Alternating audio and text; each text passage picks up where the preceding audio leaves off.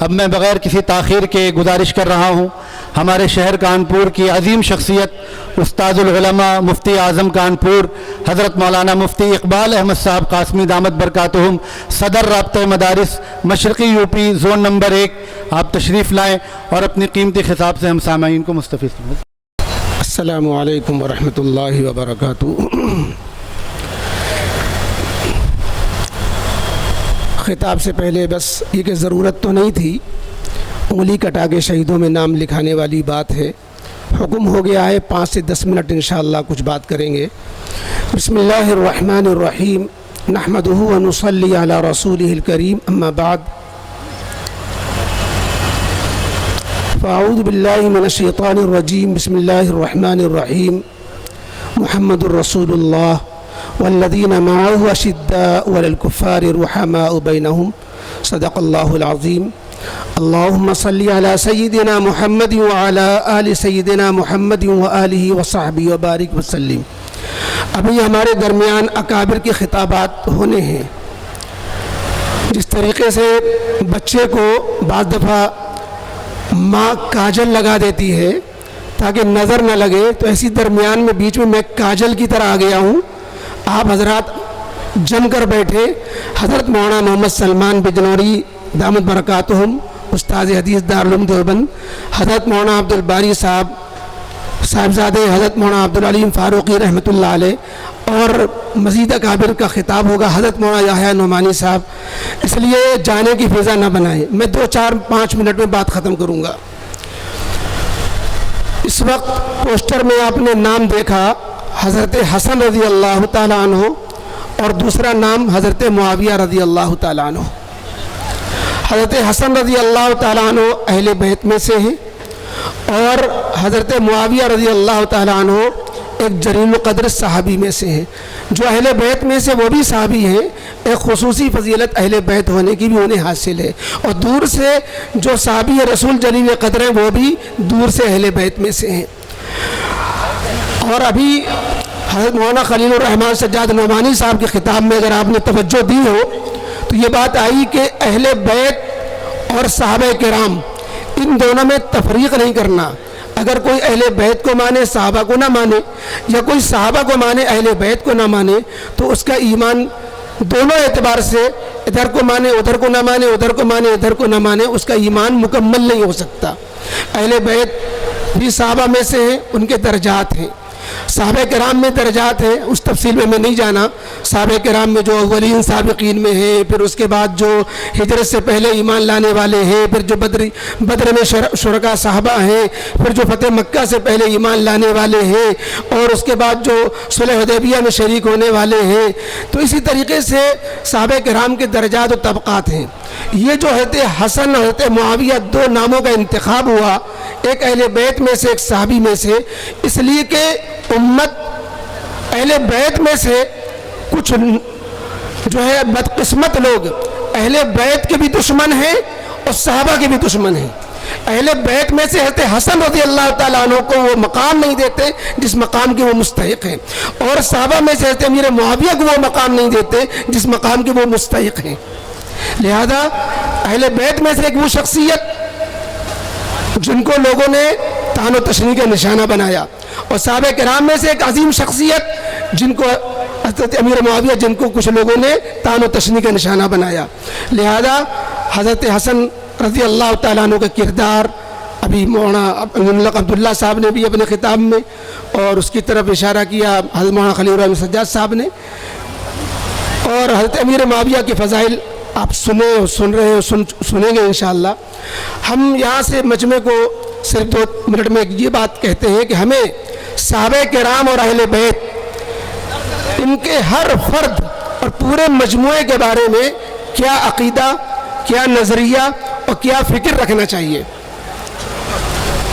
سب سے پہلا یہ عقیدہ ہمارا ہونا چاہیے کہ اہل بیت و صحابہ میں سے بغیر کسی استثناء کے یہ سب کے سب سے محبت رکھنا ایک مومن کے لیے واجب ہے۔ یہ عقیدہ ہے ہمارا کہ جس طریقے سے اللہ سے، اللہ کے نبی علیہ السلام سے محبت فرض و واجب ہے، ہمارے ایمان کا حصہ ہے، صحابہ کرام سے بغیر کسی استثناء کے تمام اہل بیت، تمام صحابہ کرام سے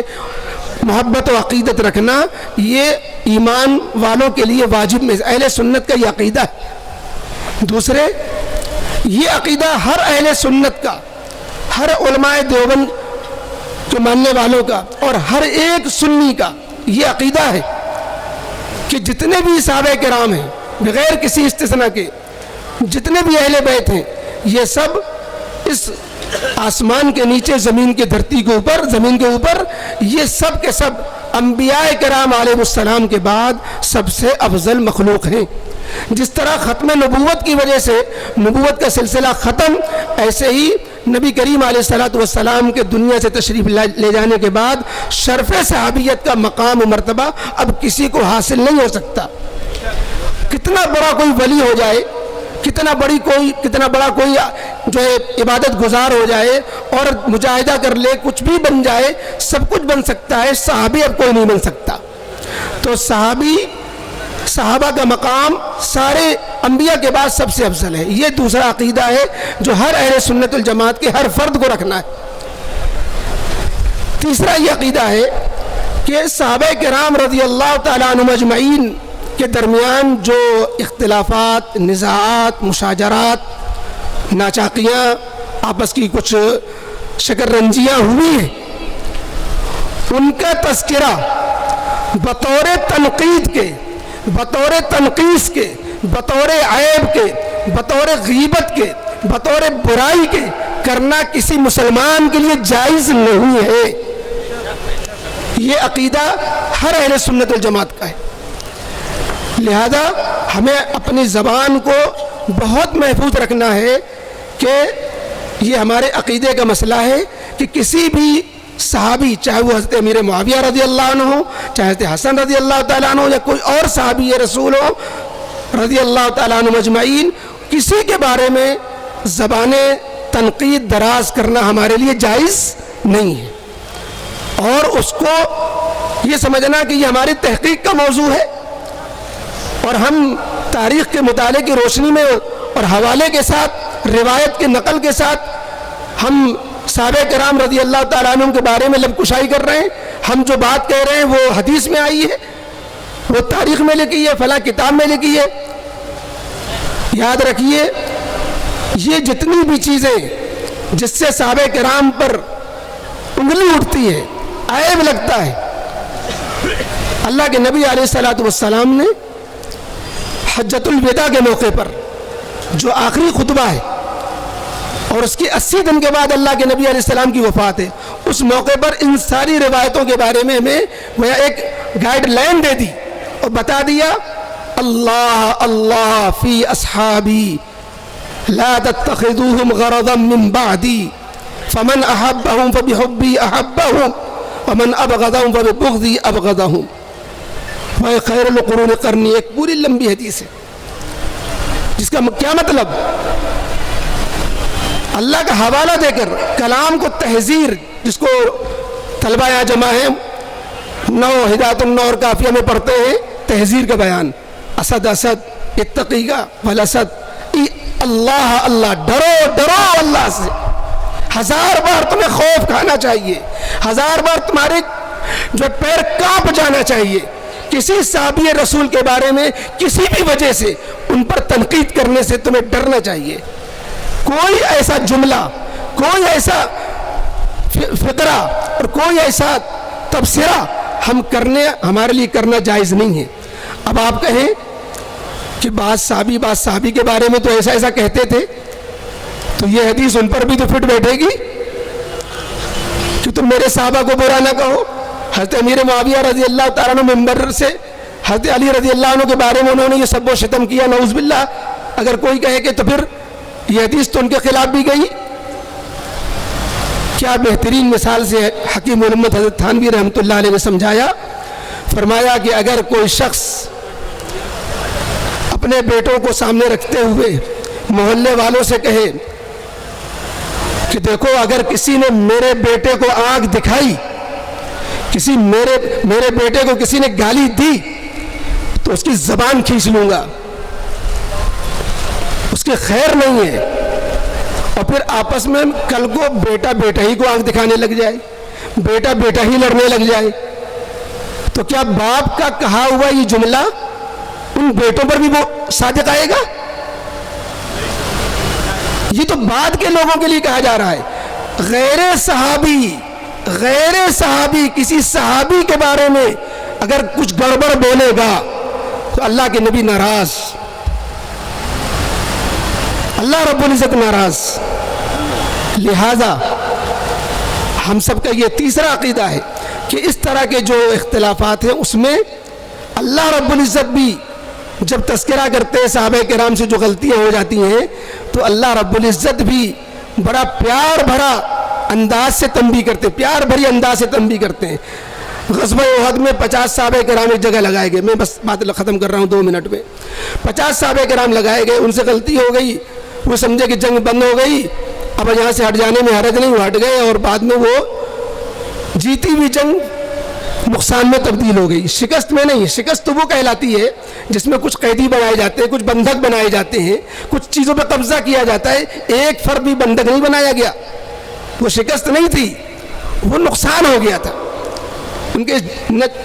کچھ صحابہ کے وہاں پہ ہٹ جانے کی وجہ سے۔ قرآن کریم نے سورہ آل عمران میں کئی رکوع اس پر نازل کیے، لیکن ایک جگہ کا وَلَقَدْ عَفَا اللَّهُ عَنْهُمْ، اللہ نے انہیں معاف کر دیا۔ جب اللہ رب العزت اس طرح تذکرہ کر رہا ہے، یہ سبق دے رہا ہے امتیوں کو کہ تم صحابہ کرام کی ان غلطیوں کو جن کو اللہ معاف کر چکا تم ایسے تذکرہ کرو گے، اللہ رب العزت پھر انتقام لے گا۔ تو بہرحال ایک عقیدہ یہ، اور اسی طریقے سے یہ عقیدہ بھی رکھنا چاہیے کہ اگر صحابہ کرام رضی اللہ تعالیٰ عنہم اجمعین کے خلاف ذہن سازیاں کی جائیں، فضا خراب کی جائے، تو پھر امتیوں کی ذمہ داری ہے کہ اس کا دفاع کریں۔ آج کی یہ کانفرنس، عظیم الشان کانفرنس، یہ اسی فریضے کی ادائیگی کے لیے ہے جو ہمارا عقیدہ ہے کہ اگر صحابہ کرام کے خلاف اگر ماحول بنانے کی کوشش کی جائے تو پھر امت کی ذمہ داری بنتی ہے، ہر فرد کی ذمہ داری بنتی ہے کہ صحابہ کرام کا دفاع کرے۔ یہ کانفرنس اسی دفاع کے لیے بلائی گئی ہے، ہمیں صحابہ کرام کے بارے میں اپنے عقیدے درست رکھنے۔ اور ایک واقعہ یاد آ گیا، اجازت دیجیے میں 1 منٹ 2 منٹ میں سنا دوں۔ ایک بچہ اسکول میں پڑھتا تھا، میں نے چھوٹے بچوں سے پوچھا تم کیا بنو گے، تم کیا بنو گے، تم کیا بنو گے؟ کسی نے کہا میں ڈاکٹر، کسی نے انجینئر، ایک بچہ بولا میں صحابی بنوں گا۔ تو اس نے کہا صحابی کیا ہوتا ہے؟ کہا میری امی صحابی کے بڑے واقعات سناتی ہیں، لہذا جب سے میرے دل میں ہے کہ میں صحابی بنوں گا۔ تو وہ میم کو بھی فکر بھی ہے صحابی کیا بلا ہے، تو وہ میم پہنچی اس بچے کے گھر پہ، کہا کہ یہ بچہ کہتا میں صحابی بنوں گا، یہ صحابی کیا ہے؟ کہا کہ میں اپنے بچے کو اللہ کے نبی علیہ الصلوۃ والسلام جب دنیا میں تھے تو اس وقت جو ایمان لانے والے اللہ کے نبی علیہ الصلوۃ والسلام کے سامنے تھے، جنہوں نے اللہ کے نبی علیہ السلام کو ایمان کی حالت میں دیکھا، ان کے واقعات سناتی ہوں۔ حضرت حسن کا واقعہ سناتی ہوں، حضرت حسین کا واقعہ سناتی ہوں، اور صحابہ کرام کے واقعات، ان کی بہادری کے، ان کے ایثار کے، ان کے جو ہے اور حسن اخلاق کے۔ تو اس کی وجہ سے بچہ کہہ رہا میں صحابی بنوں گا۔ بس سنانا یہ ہے کہ آج کے ہم والدین اپنے بچوں کے بارے میں حساس ہیں؟ ہم کیا صحابہ کرام کی عظمت، صحابہ کرام کی وقت، ان کی رفعت ہم بچوں کے دل میں ڈال رہے ہیں؟ صحابہ کرام کے واقعات سے بچوں کی محبت، بچوں کے دلوں میں محبتیں پیدا کیجیے۔ اور یہ اپنے والدین کی ذمہ داری ہے کہ آنے والی نسلوں کو صحابہ کرام کے تئیں بیدار رکھیں، تاکہ مستقبل میں ہونے والے حوادث سے صحابہ کرام کے بارے میں کوئی غلط فضا بنانے والا ہمت نہ کر سکے۔ وآخر دعوانا ان الحمد للہ رب العالمین۔